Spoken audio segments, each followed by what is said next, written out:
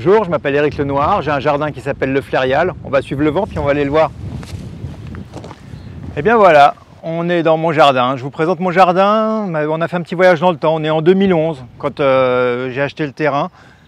On a du rumex, c'est ça, la grande oseille toute rouge là. On a des chardons, on a quelques graminées. Et puis en fait, c'est pas tellement diversifié. Si on ne fait rien dans un terrain comme celui-ci, on a la forêt qui est là-bas, qui a exactement le même âge que mon jardin, qui a été mise en jachère exactement au même moment que mon jardin, mais où à la différence, personne n'est intervenu. C'est vraiment intéressant de retrouver cet état passé de mon jardin, parce que je retrouve ces plantes à la hauteur qu'elles avaient à l'époque et puis l'omniprésence qu'elles avaient à l'époque. Je crois que personne n'a vraiment envie d'avoir un jardin que de chardon et que de rumex. Et moi, j'avais surtout pas envie de faire un génocide. Donc, il a fallu trouver des solutions pour les tolérer et les exploiter.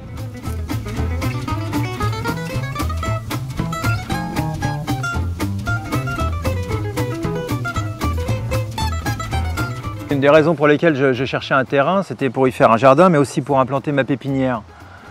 J'ai une pépinière de plantes aquatiques et de terrains humides. Et je cherche un endroit pour m'installer. Quand je suis arrivé là, la première chose que j'ai commencé à faire en vrai punk, c'est de rien faire. Je suis resté 1 an à observer le cycle de la nature, à observer ce qui poussait, comment, pourquoi, ce qui y vivait, à observer le terrain, mais aussi ses environs, c'était très important. Au-delà de toute considération esthétique, je voulais comprendre le milieu dans lequel j'allais implanter mon jardin. J'ai voulu faire confiance au milieu qui avait réussi à survivre là, même s'il était majoritairement composé de rumex et de chardon, dont je ne souhaitais pas qu'il prenne toute la place. J'ai pu voir que le terrain était plat, mais qu'il y avait malgré tout une toute petite pente.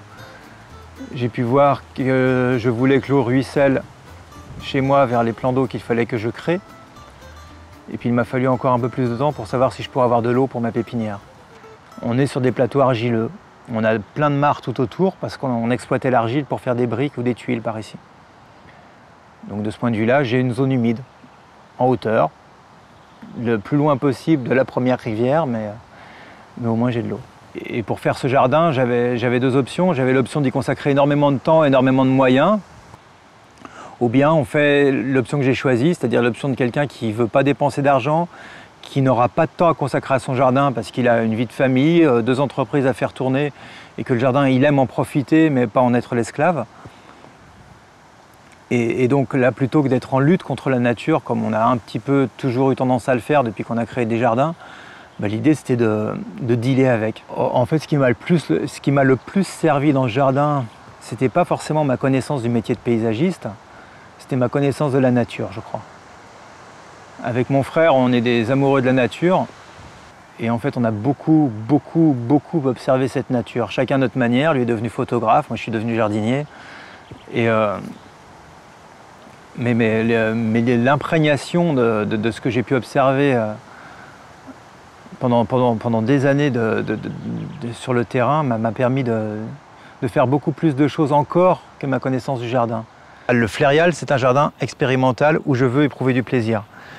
C'est un lieu que j'ai toujours souhaité depuis le départ pédagogique.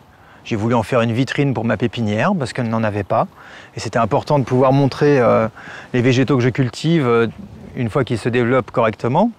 En même temps, ça me permettait d'avoir des pieds mers. Mais surtout, c'est un jardin démonstratif. C'est un jardin pédagogique. C'est un jardin où je fais redécouvrir aux gens les espèces locales. Et où d'un seul coup, ils se rendent compte que une prairie, c'est jamais qu'une pelouse pas tondue et c'est vachement beau. C'est vachement beau une prairie. Et quand ils se baladent en disant « Ah, mais j'ai jamais vu ce papillon-là chez moi » ou oh, « T'as des montres religieuses, toi ?» J'en dis « Oui, il vous suffit d'arrêter de tondre et vous verrez un petit peu déjà le changement. » Imaginez à l'échelle d'un terrain comme celui-ci ce que c'est que d'avoir conservé des plantes. J'ai 1,7 hectare de réserve naturelle, en fait. Et ça, je veux que les gens le voient. Et je veux qu'ils voient que ça peut être aussi sexy, que ça peut être un endroit où ils peuvent se balader.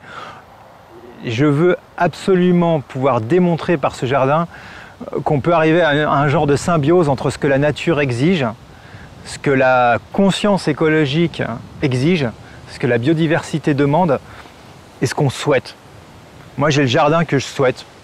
Il est différent de ce que j'aurais pu dessiner si j'étais resté ancré dans le dessin de départ.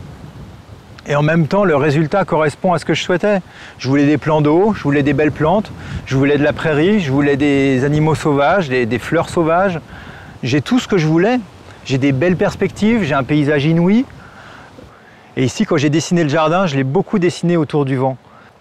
Le vent est vraiment partie intégrante de ce jardin. Et le vent apparaît là visiblement, apparaît là sous forme de son. Il apparaît là pour donner l'apparence d'une rivière toute la basse saison. Les gens croient qu'il y a une source qui coule ici quand ils viennent au printemps ou à l'automne, alors que c'est juste parce que j'ai axé la rivière dans le sens du vent. J'ai des haies intéressantes, j'ai une ressource pour ma pépinière, et en plus je peux montrer ça à des gens et leur faire apprendre des choses. J'ai le jardin de mes rêves.